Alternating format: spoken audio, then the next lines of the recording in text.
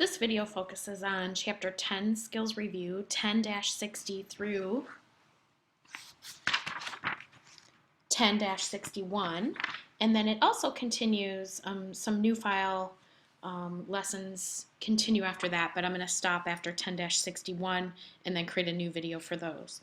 So go ahead and open up AI 1014. Okay, and we're going to focus on creating some 3D objects. Pretty exciting here. Save it as Extrude and Bevel Skills.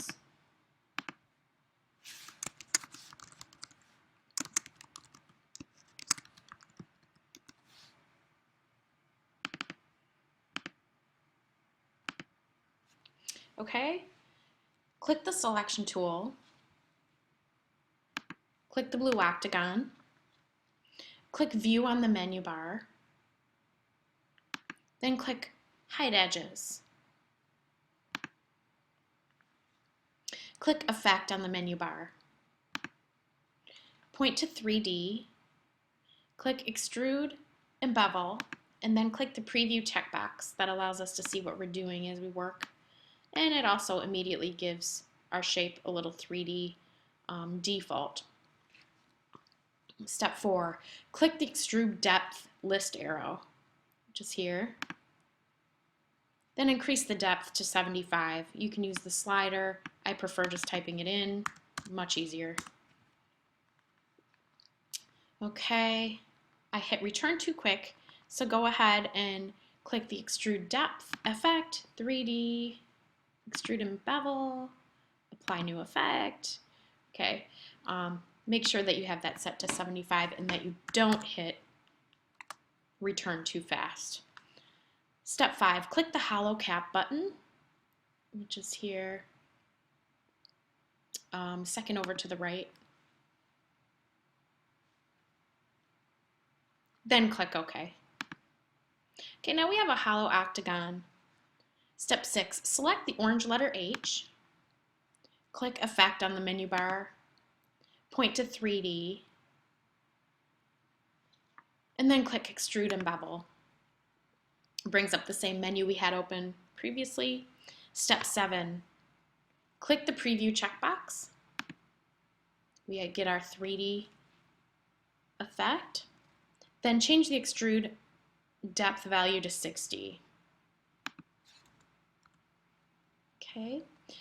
Step 8, double-click the Specify Rotation around the x-axis text box to select its content.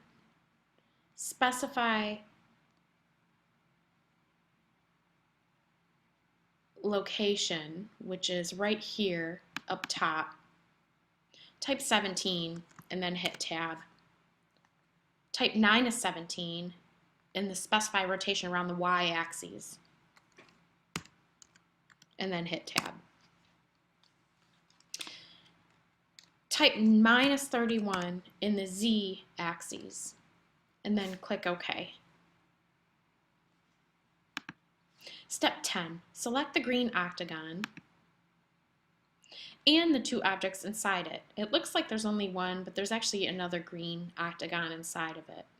So go ahead and I think you can just box select, invisible box select, to have all of those selected. Click Object on the menu bar, point to Compound Path, and then Make. And then this sort of combines all three of these images and allows for sort of almost an hollowing out of the main image.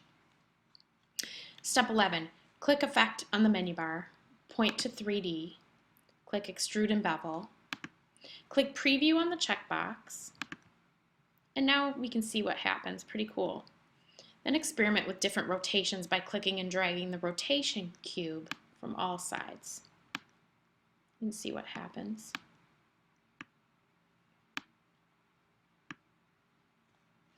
Step 13, double-click the Specify Rotation around the x-axis and type in 26.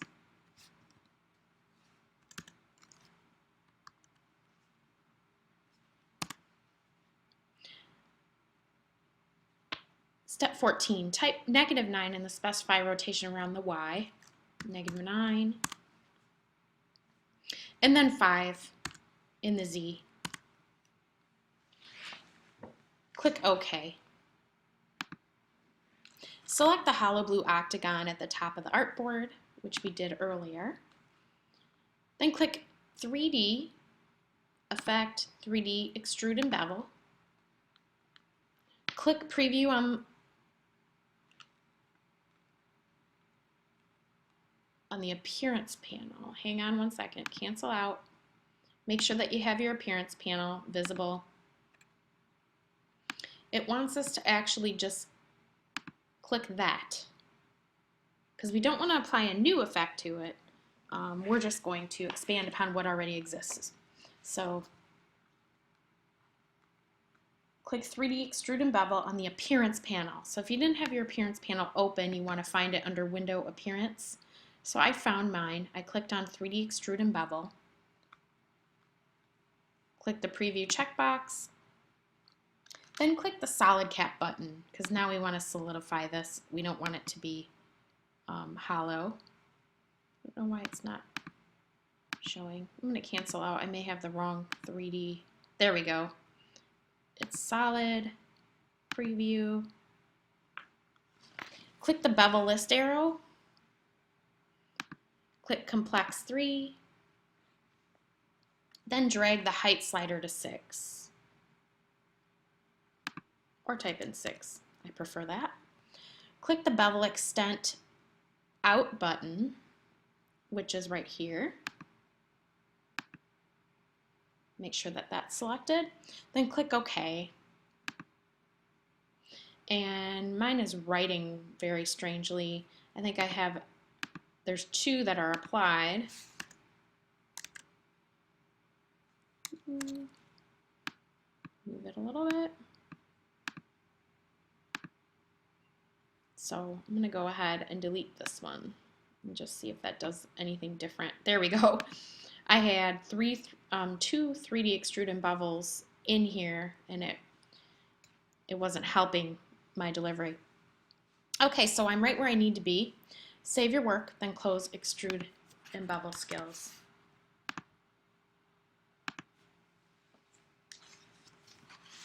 Okay, now let's open AI 1015. We're going to revolve objects. Click the selection tool. I'm already clicked on that. Save this as gold urn.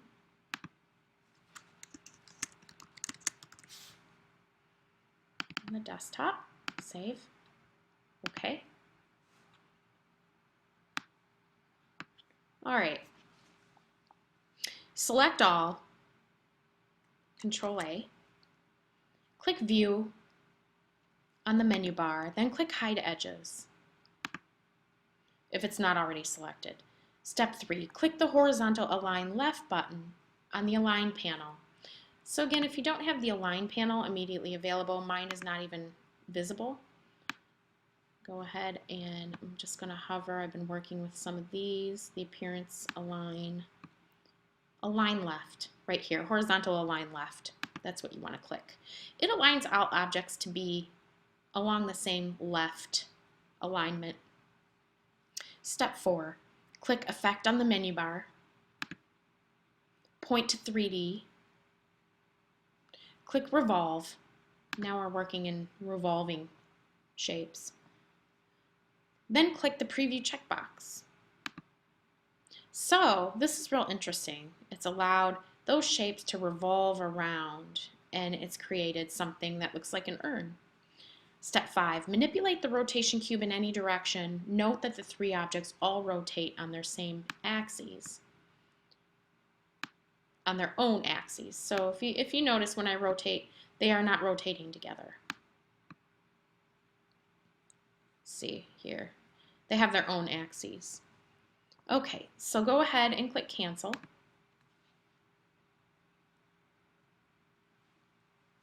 Step 6, click Object on the menu bar. Then click Group. So you want to group them together. It sort of appeared that they were grouped, but they were not. Okay, click Effect on the menu bar, then point to 3D, click Revolve, then click the Preview text box or checkbox. Still have that same golden urn. Manipulate the rotation cube. Now they're rotating together, as you can see. Click Cancel. Click Effect again, go to 3D, Revolve, and then click the Preview checkbox one more time. Click the Offset List arrow, which is right here. Change the offset value to 48. I just like to type it in once again, and then click OK.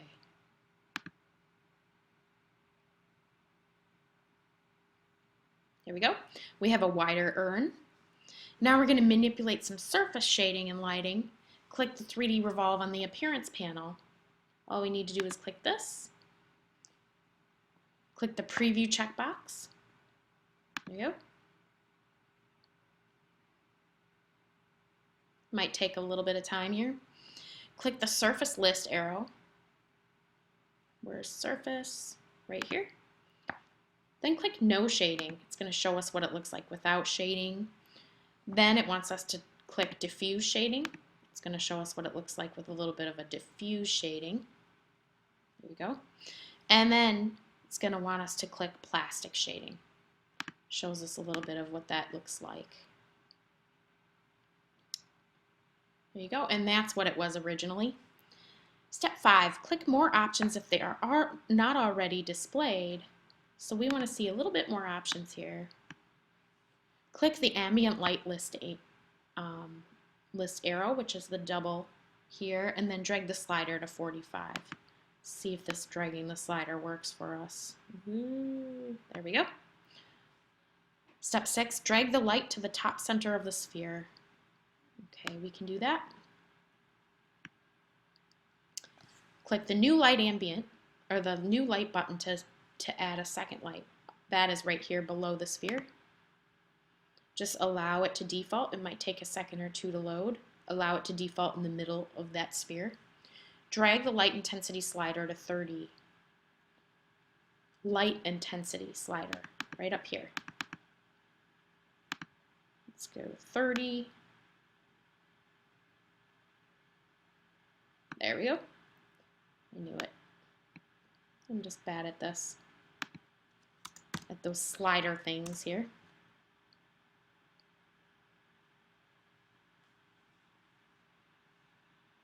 Okay. Let's make sure we did this. Let's see.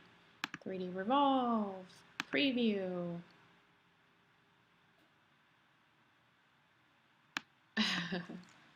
30. I hit return on accident before.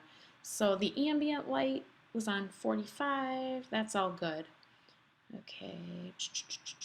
Plastic shading. Okay, drag the offset slider to 0.